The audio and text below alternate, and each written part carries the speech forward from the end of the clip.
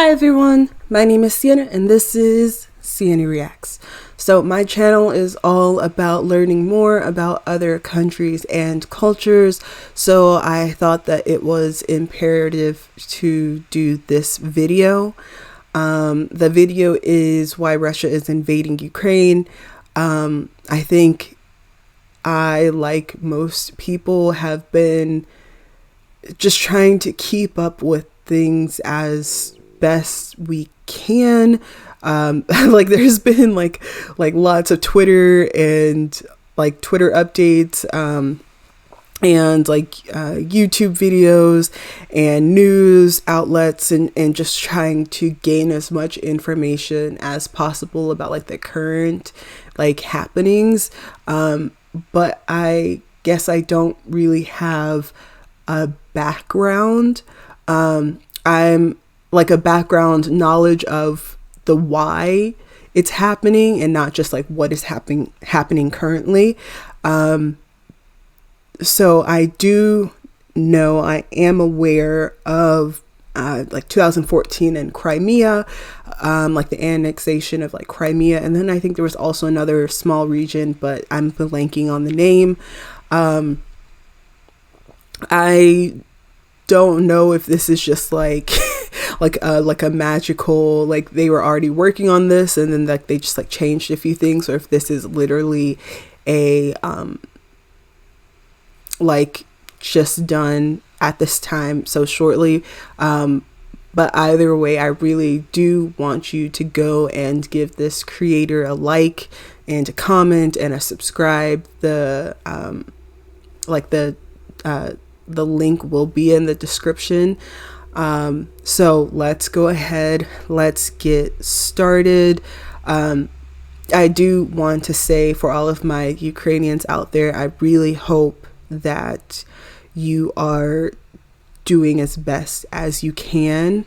And also for my Russians, I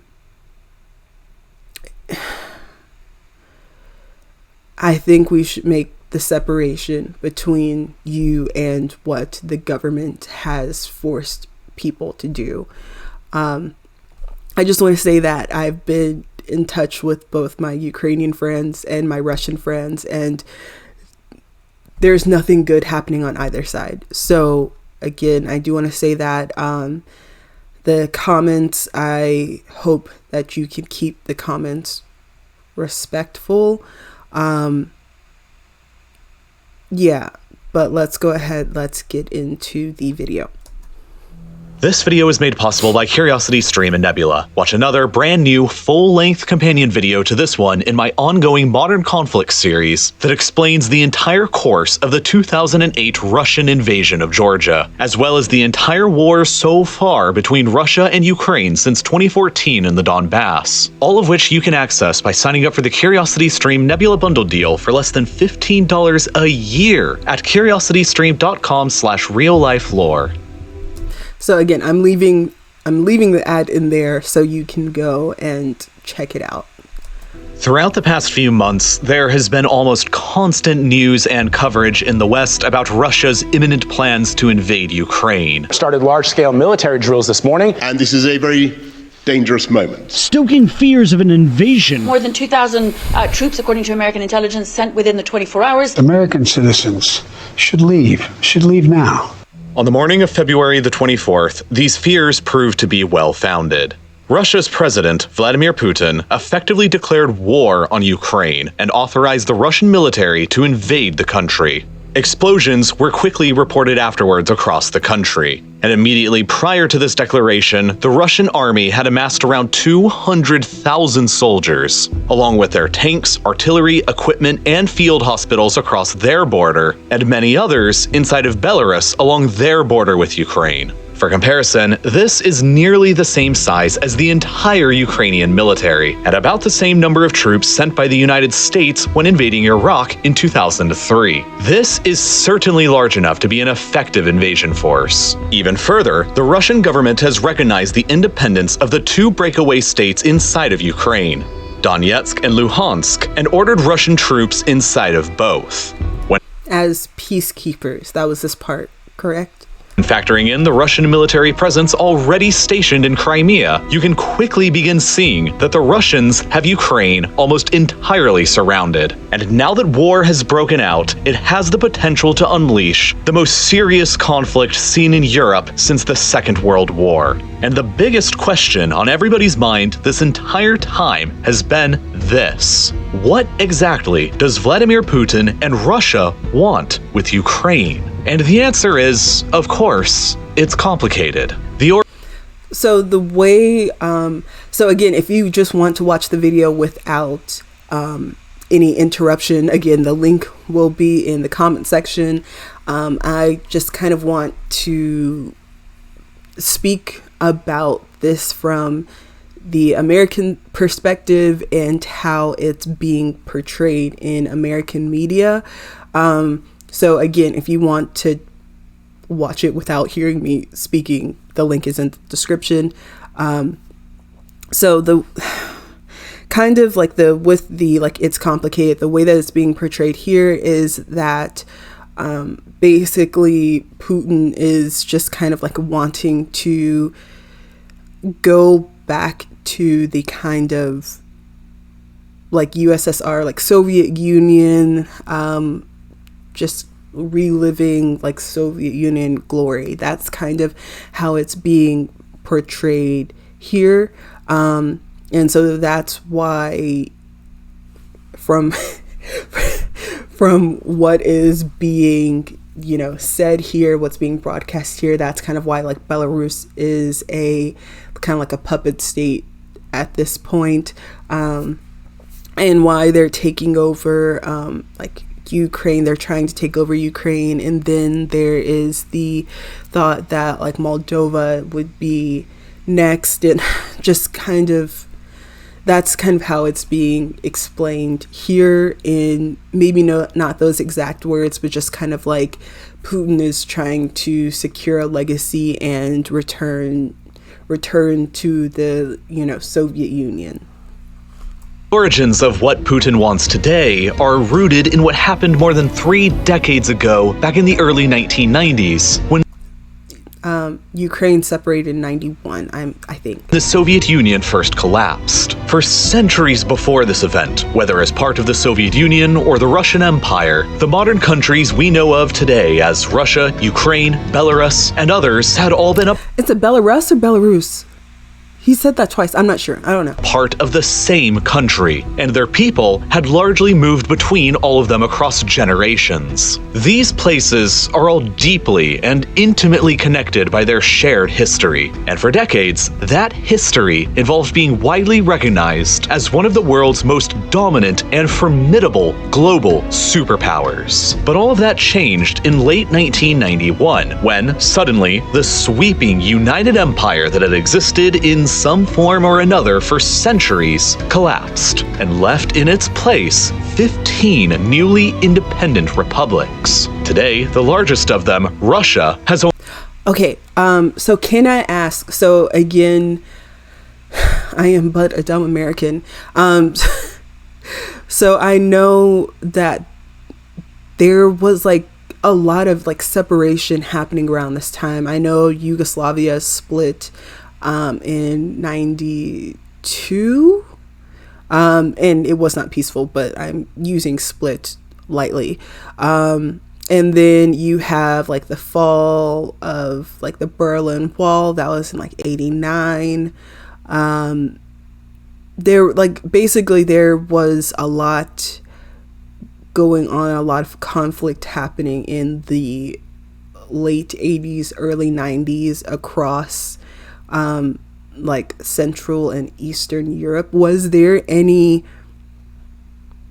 it kind of confuses me because it's like upheaval all at the same time. So was there any, I guess, like catalyst to that, or was it just like we're sick of this, we're all doing it at the same time, like French Revolution that inspired other revolutions types of deals? Like what happened? I don't get it. I don't know anything about that. only half of the population that the former United Soviet Union had, and she possesses an economy that's only moderately larger than Spain's, a country with only a third of the population that ceased being a great power back in the 18th century. At the same time, the massive amounts of territories that were once dominated from the central government in Moscow have been shrinking almost continuously ever since. During the Cold War, there were two rival competing military alliances on the European continent: the North Atlantic Treaty Organization, or NATO, in the west, and the Warsaw Pact in the east. Moscow didn't outright rule the countries of the Warsaw Pact, but they were effectively locked into Moscow's orbit as thralls or puppet states. From Moscow's perspective, these states provided a massive buffer against any potential military incursion from their primary Cold War rivals to the west in NATO. You see, from the Netherlands in the west to the Ural Mountains in the east, this whole part of Europe is dominated by a geographic feature called the North European Plain. Almost entirely flat, the plain is shaped like a funnel, with a very narrow width in northern Germany, but with a mouth that opens up increasingly wider as it approaches the Ural Mountains. As the open plain gets wider across the east, it becomes increasingly difficult to defend across its entire length. And as a result, from the perspective of any regime based in Moscow, regardless of the time period and regardless of the ideology, it is imperative to expand control westwards across as much of this open plain as possible in order to narrow the gap that they need to defend in the event of a conflict with the West. During the Cold War, the control of this plain by a regime in Moscow was at its greatest historical extent, and was exerted either outright or by proxy from the Urals all the way through East Germany, and the entire wider section of the funnel was firmly controlled by Moscow, with Austria and Finland remaining neutral and Yugoslavia a non-aligned communist state. The only fronts that Moscow at the time had to truly worry about against NATO were across the Sudeten Mountains, the Black Sea, and a narrow line across the North European plain in central Germany, all easily defensible positions. Any invasion of the Soviet world from the west across these geographic frontiers would have been incredibly difficult. But in the 30 years since 1991, the situation has changed dramatically against Moscow's favor. Today, the former Warsaw Pact territories of East Germany, Poland, Czechoslovakia, Hungary, Romania, and Bulgaria are all a part of NATO, while the former Soviet republics themselves of Lithuania, Latvia, and Estonia all are as well. This reality has pushed the NATO front lines significantly further to the east, across the wider section of the North European plain, and has separated Russian territory between the mainland and the Kaliningrad exclave here, across what's known as the Suwalki Gap. If you're sitting in the Kremlin in Moscow and you still believe that NATO is a hostile military alliance, or could become one in the future, then this situation understandably looks pretty grim. But it's not totally lost yet. In the years following the breakup of the Soviet Union, many of the newly independent republics established and joined their own military alliance called the Collective Security Treaty Organization, or CSTO, which in Europe consists of Russia, Belarus, and Armenia, but not Ukraine, which has remained a sort of neutral zone between NATO in the west and the CSTO in the east. And now, within this lens, you can easily see why Ukraine is currently and always will be a geographic core interest to Moscow. If Ukraine is within Moscow's orbit, then it pushes the CSTO's and Moscow's defensive lines to the Carpathian Mountains in the southwest, and it narrows their exposure across the North European plain to only the eastern border of Poland. And while the Baltic states do lie across the plain as well, CSTO forces could easily encircle them by rapidly advancing across the narrow Suwalki Gap between Kaliningrad and Belarus, and cut them off from the rest of NATO, meaning that they aren't as grave of a geographical threat. Conversely, however, if Ukraine became a NATO member state, it would surge the NATO front lines far beyond the Carpathian Mountains and far across the wider section of the North European plain, and place the new defensible front line across nearly 2,300 kilometers of open, hard-to-defend, flat land, the easternmost section of which would only be a little more than 300 kilometers away from Volgograd, which, if taken, would shut shut down the entire Volga River and cut off Russia's valuable oil and gas resources coming up from around the Caspian Sea from the rest of the country, as nearly happened during the Second World War, back when the city was better known as Stalingrad. Even further... Oh, okay. I know Stalingrad. Okay. Belarus, a friendly and loyal CSTO state that is often considered a mere extension of Moscow itself, would suddenly become an indefensible salient protruding deep into the NATO front lines, surrounded entirely by NATO territory on 3 flanks. Thus, Ukraine's outright control by Moscow, or at least neutrality, is essential to the defense of the CSTO and Russia, if you believe that NATO is a hostile aggressor or could become one in the future. But all of this is really only the beginning of what Russia and Putin want from Ukraine. The biggest thing they want of all is energy. While their overall economy is little larger than Spain's, Russia remains a global superpower through the lens of energy resources. And it's specifically oil and gas that is the most critical component to understand about Russia's worldwide ambitions, across multiple vast oil fields. I think, so like I think the US brings in like 10 to 12% of its oil from Russia. And I'm assuming that it would be even more so for like European states, because I also know that Germany and Russia were working on like creating like a pipeline that would directly bring in oil from Russia into Germany.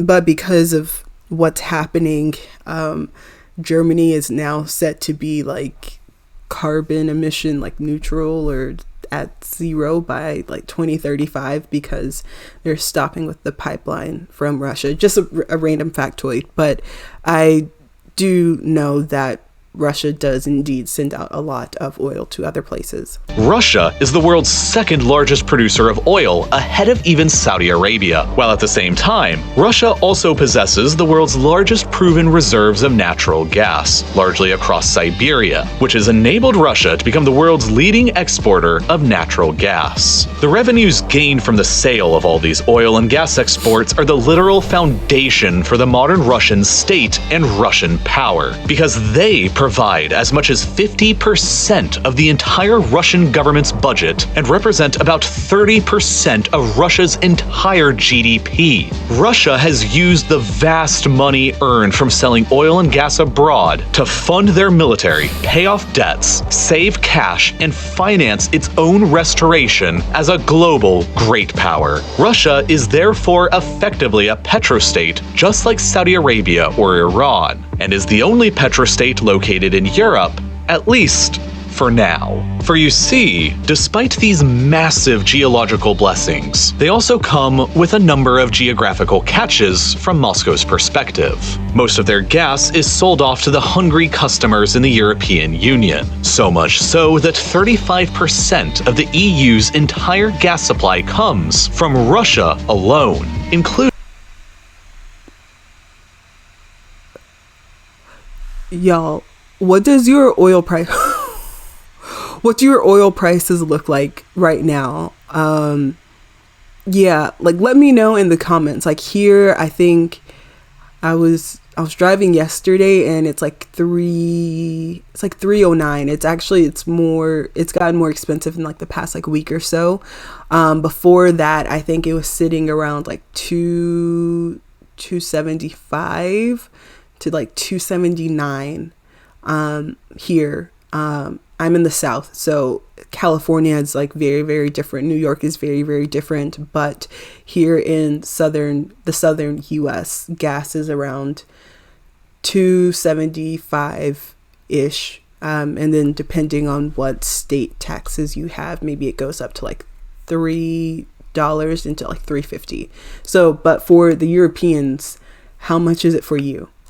including Germany, the world's fourth largest economy, who imports nearly half of their natural gas from Russia. This flow of gas towards Germany and Europe across this complex system of pipelines provides critical revenues for the Russian government to function and provides critical heat for European cities during the winter. And so both sides heavily rely upon the other here. Any disruption in this trade relationship would be disastrous from Moscow's perspective, and Ukraine is the most likely place for such a disruption to happen in the future. Back during the Soviet times, when Russia and Ukraine were both one country, pipelines were built across Ukraine almost like a bridge that transported gas directly from the Siberian sources to the customers in Europe. But then, all of a sudden, after the USSR's collapse, Ukraine was an independent country who was demanding tariffs to the tune of billions of dollars a year from Russia in order to continue using their country as a gas bridge to Europe. And Russia had no other choice but to agree, because the pipeline infrastructure anywhere else didn't yet exist. As late as 2005, 80% of Russia's gas exports heading to Europe were still flowing across pipelines through Ukraine. But in the decades since, Russia has sought to solve this over-reliance on Ukraine by building multiple new pipelines that avoid Ukraine entirely, like Yamal Europe across loyal Belarus, Nord Stream 1 and 2 beneath the Baltic that go directly from Russia to Germany, Moscow's largest single customer, along with South Stream, Blue Stream, and Turk Stream beneath the Black Sea. By 2024, Russia has plans to completely cease all of their gas exports through Ukraine entirely, and the government will save billions of dollars in tariffs as a result. But that is hardly what has been so threatening about Ukraine recently. Significantly more menacing to the perspective of Moscow was the discovery, for the first time in early 2012, that Ukraine's exclusive economic zone within the Black Sea may contain more than 2 trillion cubic meters worth of natural gas. I did not know that was a thing.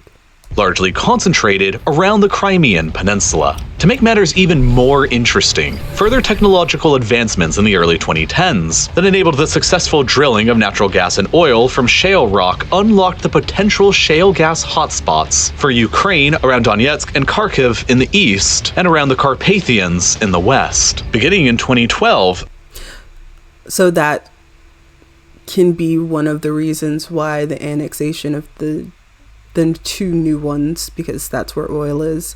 And then also because sorry, I'm kind of going off here, but like one of the things that I recognized was that, like, how do I put it?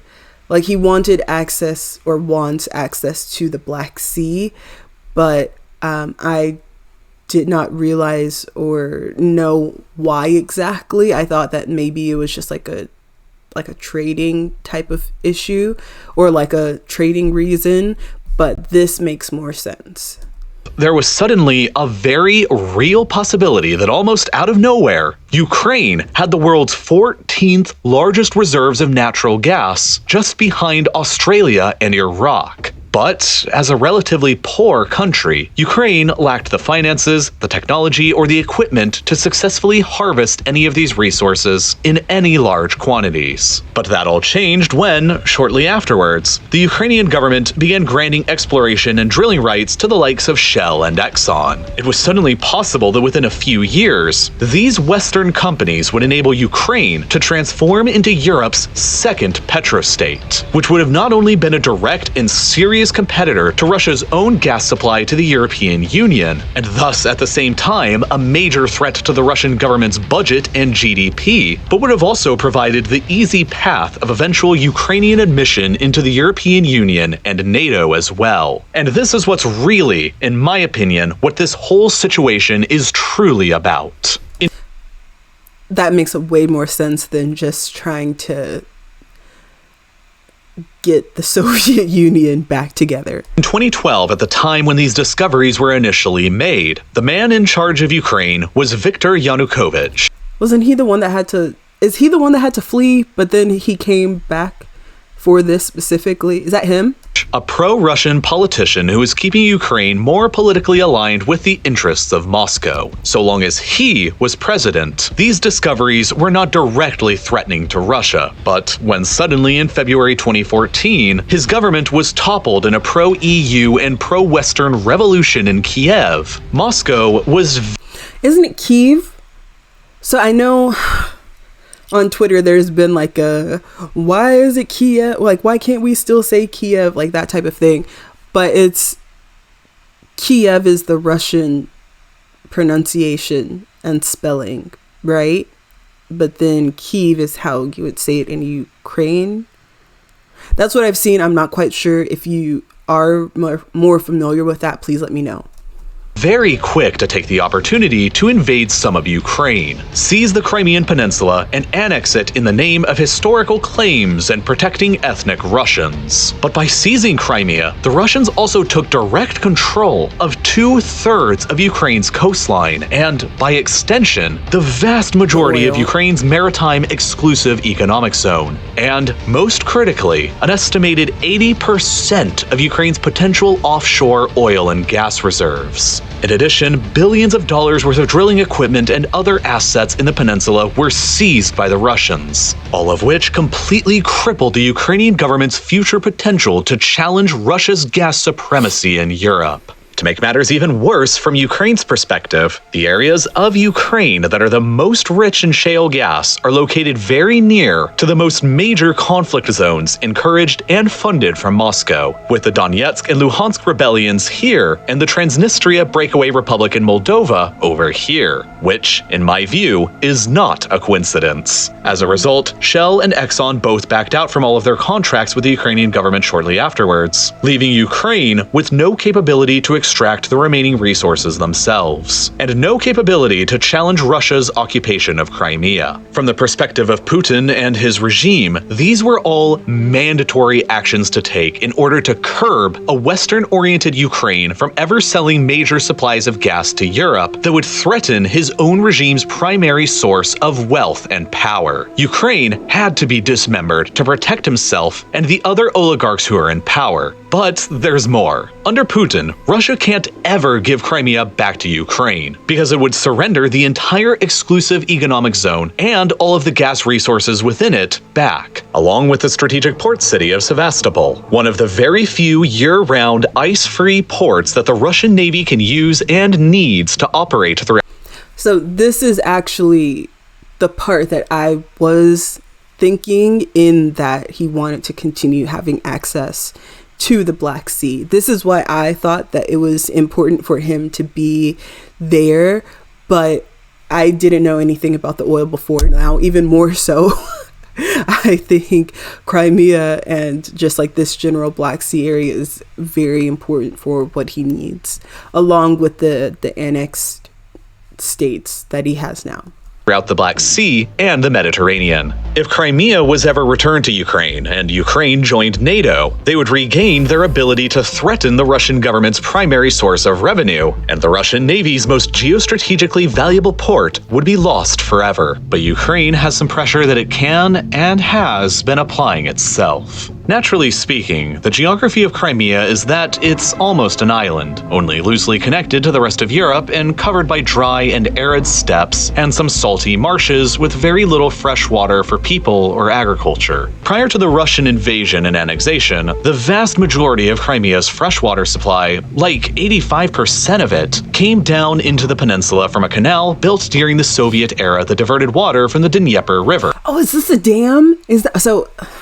Sorry, so just like random things of like, just like random people kind of like talking. Again, I'm getting like most of my like news from like Twitter and just like random like DW clips and like French 24, just like France 24, and just trying to gain information from a bunch of different places. And I remember just kind of like offhandedly someone mentioned a dam.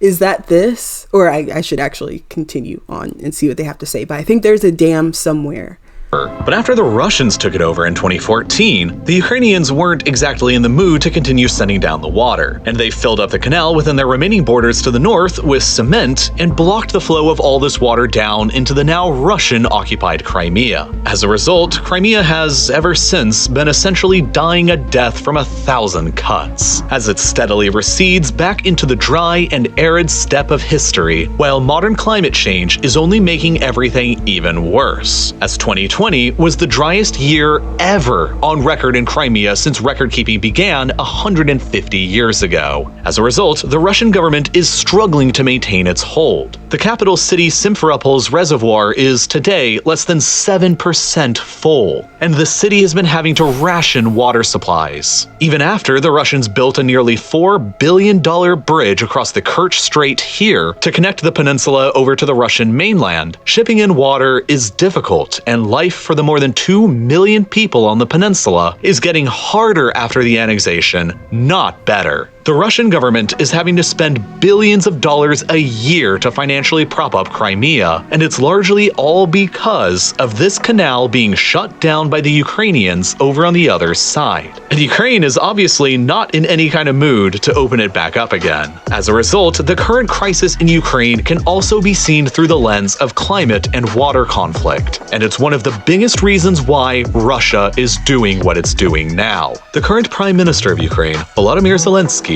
has stated on multiple occasions that the primary goal going forward for the Ukrainian nation is the reclamation of the Crimean Peninsula from Russia. Currently, Ukraine has no realistic capability to challenge the overwhelmingly more powerful and capable Russian military. But in the future, were Ukraine to join NATO and a murky conflict breaks out between themselves and Russia over Crimea, or in the eastern rebel-occupied Donbass where it may be unclear who started it, it's hypothetical that Ukraine could trigger Article 5 of the NATO treaty, which states that, quote, if a NATO ally is the victim of an armed attack, each and every other member of the alliance will consider this act of violence as an armed attack against all members and will take the actions it deems necessary to assist the ally attacked.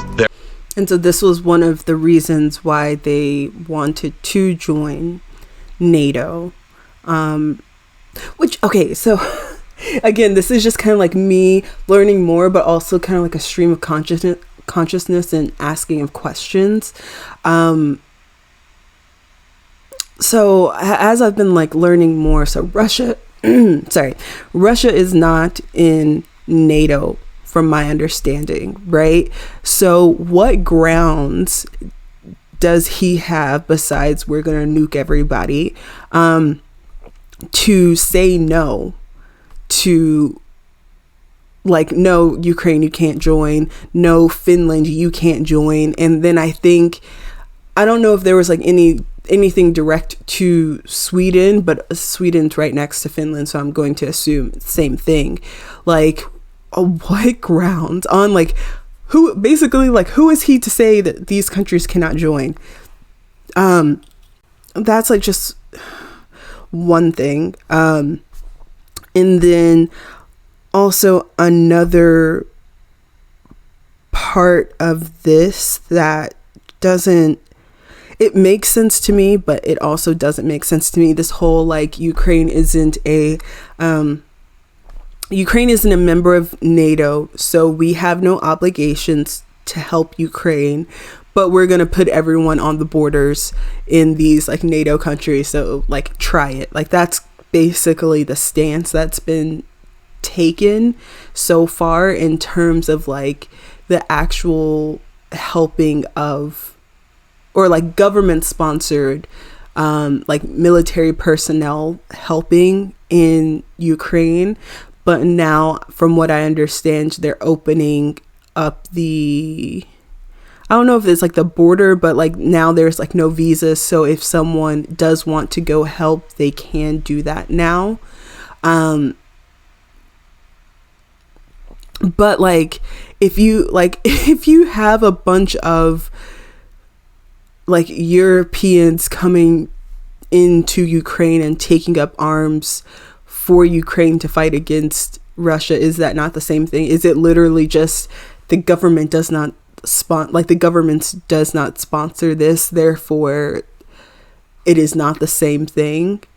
That part just, it kind of confuses me. But then there's also the whole thing of like Russia being like, oh, if anyone like steps in and tries to help Ukraine, then everyone's gonna have some more problems because everyone's about to get nuked, right?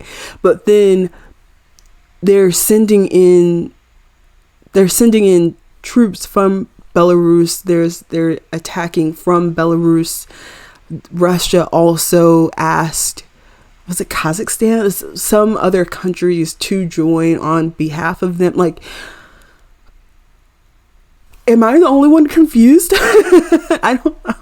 Therefore, in the future, the fear of those in power in the Kremlin is that Ukraine will bring in the rest of NATO to fight Russia in taking back Crimea. And that is a war that Moscow knows it will lose. Not only because of NATO's much more advanced military capabilities, but because of Russia's own internal demographic problems. Ever since the collapse of the Soviet Union, Russia's deaths have exceeded her births, while the nation's fertility rate has been among the lowest in the world. And so the country's population has been shrinking almost continuously ever since. But since the COVID-19 pandemic began in 2020, this shrinking population problem has only gotten even worse. And Russia is currently undergoing its largest peacetime decline in people ever in all of recorded history, even worse than during the 19. So he just decided to meat grind all of the young men. 90s, right after the Soviet collapse. Right now, Russia has around 25 million men within the country who are of military service age. But the government knows that as time continues on, that potential pool of manpower is only going to get smaller and smaller. Therefore, it could be reasoned behind the inner walls of the Kremlin that the longer Russia waits to act upon Ukraine, the more difficult it is going to become in the future. And so the earlier, the better. Now, by occupying Crimea and by maintaining conflicts in the Donbass region of eastern Ukraine, Russia has so far succeeded in keeping Ukraine out of NATO. And by building up troops along the border and hosting joint military exercises in Belarus, Moscow is further able to signal to Ukraine that they are in danger, which can panic investors in the Ukrainian government and damage the economy even further, and which forces Ukraine to spend even more money on their own military and defense, taking away vital cash that they could be using to further develop their own natural gas infrastructure. And of course, Russia has been fueling a war inside of Ukraine in the east now for years, ever since 2014, that has greatly depleted the Ukrainian government's time, manpower, and resources. After being taken over by pro-Russian separatists following Russia's invasion and annexation of Crimea, both Donetsk and Luhansk declared their independence from Ukraine 8 years ago, and after being supported financially. It's them too. I thought that, like, I only remember hearing about Crimea, but it also happened to them as well. And militarily from Russia have continuously been fighting a war against the Ukrainian government ever since that has already claimed the lives of more than 14,000 people. For years, most of the territory of each has been controlled by the Ukrainian government. But just a few days ago, Russia, for the first time, officially recognized both as fully independent countries separate from Ukraine and deployed their troops into each. Right now, as I made this video, it's still unclear what exactly Putin is ultimately planning for Ukraine. He may only be plotting a limited strike into the country in order to permanently sever both Donetsk and Luhansk from the country, as he did with Crimea 8 years previously, and effectively occupy each. He may also be plotting a further limited strike from Crimea in order to neutralize the block in the canal in order to free up Crimea's struggling water supply. He may be planning to go further, though, to ensure that this situation never happens again, and push Russian territory all the way to at least some of the Dnieper River to simultaneously stabilize Crimea's geographic position by freeing up the water supply, deny even more of Ukraine's coastline and access to natural gas reserves, and set up a stronger potential defensive line against any attack from the west along the Dnieper River's banks. Alternatively, he may also be planning a southern takeover of Ukraine, which would simultaneously bring Donetsk and Luhansk into Russia, link up Crimea Crimea with the Dnieper River and the canal, block off Ukraine from the rest of the Black Sea, and transform the country into a landlocked state, permanently removed from any remaining offshore gas deposits, and link up mainland Russian territory with both Crimea and loyal Transnistria in the west. Or he may really be planning an all-out assault to take over the entire country. That's what I think. By taking over the capital. Like, if the goal was just the East and the South, then they wouldn't have been sending, or would not be sending so many troops into the capital, into Kyiv. So it's to guarantee, in my personal opinion, let me know in the comments what you think. That Russia and the CSTO's defensive lines against NATO are pushed further back towards the more narrow. But what I think, something that has not been mentioned is, again, I think that, how do I say,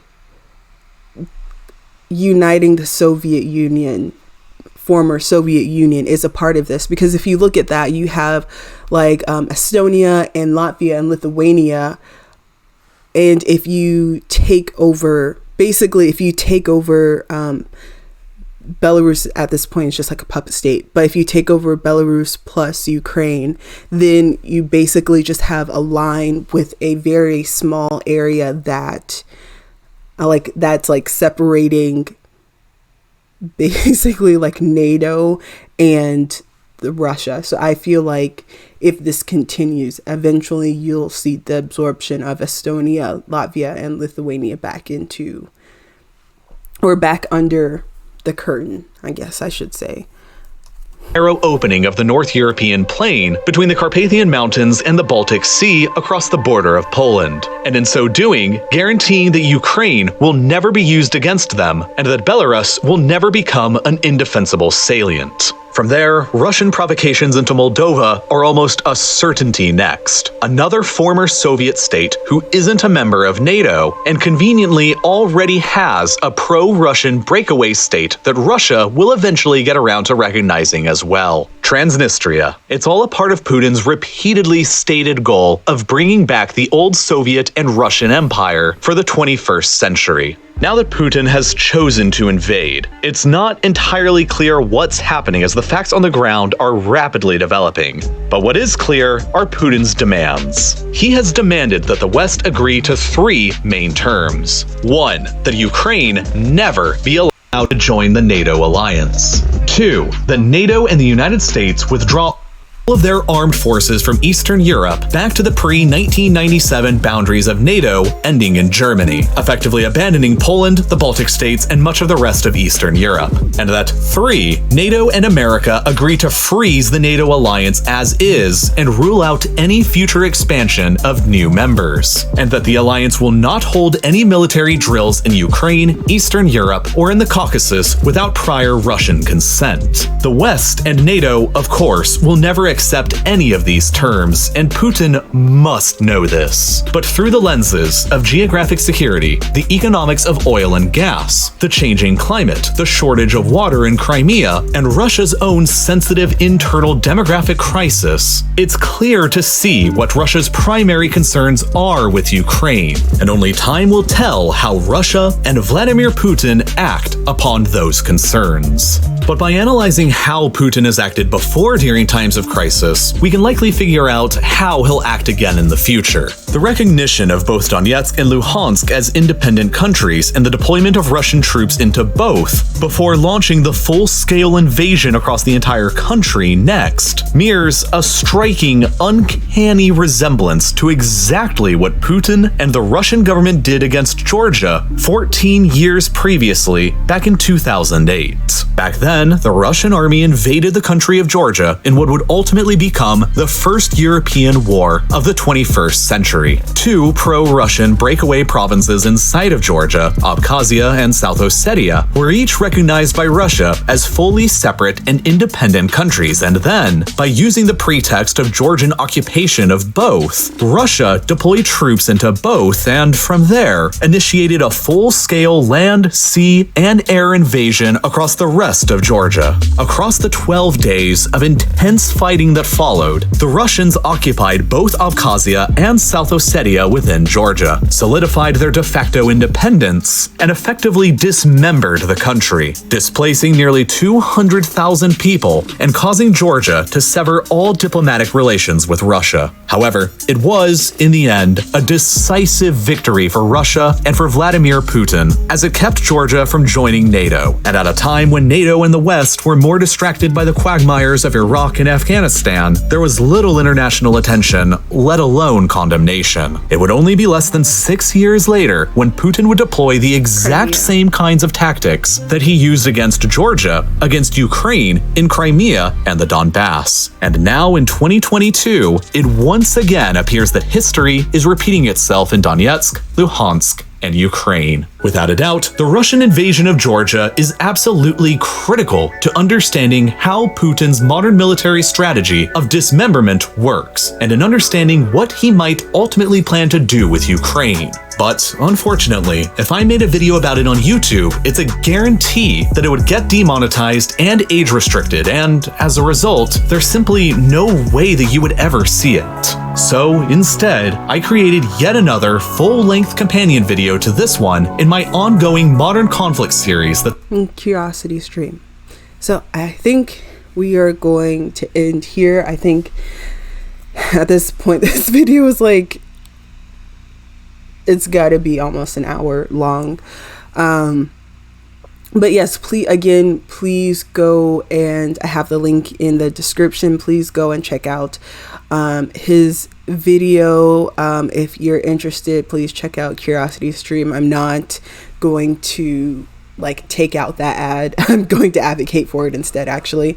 But yeah, let me know what you think of the video. I am kind of learning about this on the fly. I've heard random things over the years. I've been, vaguely aware of Crimea and like what happened, but more so in name and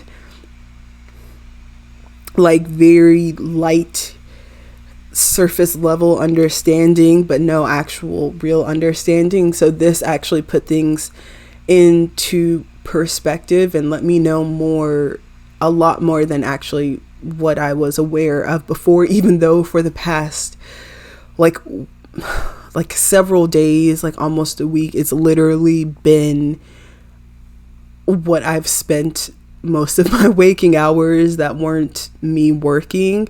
This is what I've been spending my time on and like trying to learn more. And I can't be the only one who like feels uncomfortable at night until I, watching like the live streams of like Kyiv and like being able to see the sunrise and make sure everything's okay. Like I can't be the only person who is like that. It's just a lot is happening, but this does make things make more sense. I do kind of have my own ideas of what I think is going to happen, and it's different than or I guess they didn't elaborate on it, but I have my own ideas about what may happen if we allow this to continue. But yeah, let me know what you think in the comments. Again, please be respectful. I also, something weird that's happening, like this is about Ukraine and Russia. Please don't bring American politics into it. I don't know why that's happening, or I know why that's happening, but don't do it on my channel. You're just going to get blocked. I'm not dealing with that. But yeah, again, let me know what you think. Do you think, I know this is like a very short summarization, so if you know anything that they got wrong or you disagree with something that they said, please also let me know that, just because I'm learning from this. But if you've lived this or you've been someone who's actually studied this extensively, I also want to know that and to be able to see different points of view. But yeah, overall, I appreciate this. The link is in the description box. Please go that video and subscribe. He has like a really great channel. But yeah, let's go ahead. Let's end here. I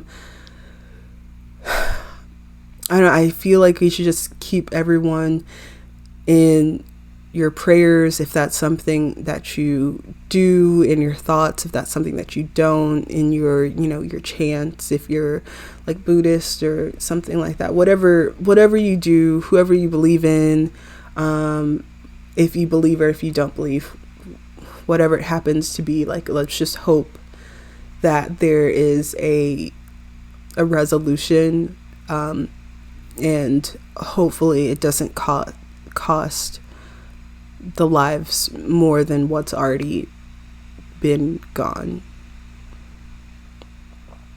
But yeah, anyway, let's go ahead and end it here. Please like, comment, and subscribe, and I'll see you next time. Okay, so bye bye.